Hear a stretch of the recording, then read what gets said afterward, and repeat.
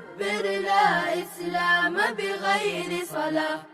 صل بإخلاص وخشوع وانوي العمل لوجه الله، واعلم أن صلاتك صلة بين العبد وبين الله. تمم أركانا وشروطا وادع بأن يقبلها الله.